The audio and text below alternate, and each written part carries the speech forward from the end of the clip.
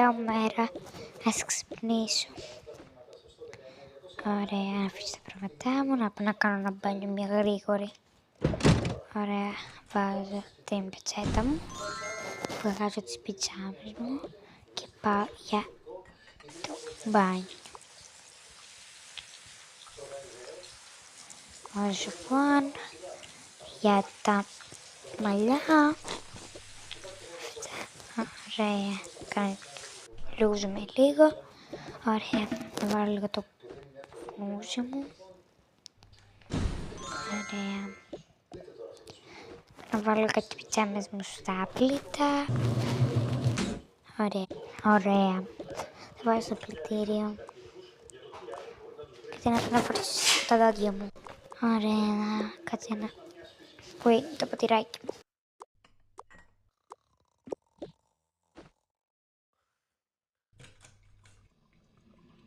Ωραία. Ας τα πλύνω. Συγγνώμη παιδιά που δεν φαίνεται. Νομίζω ότι θα φαίνονταν, αλλά τελικά δεν φαίνεται. Εντάξει, ανοίγεις με.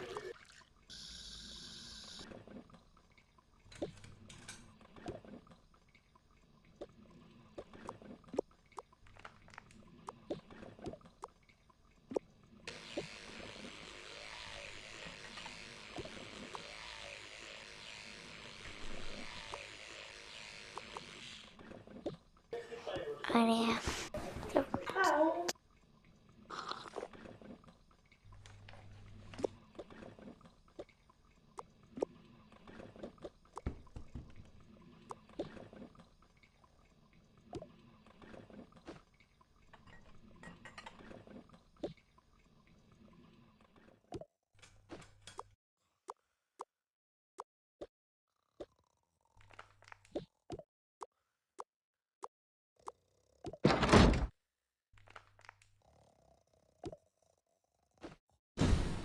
Ωραία, να ντυθώ λίγο.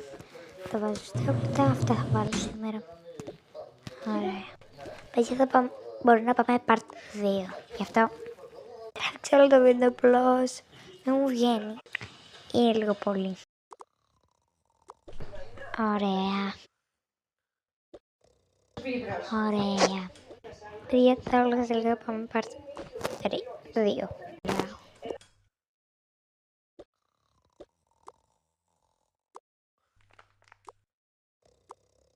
Πάμε part 2, παιδιά. Γεια σας.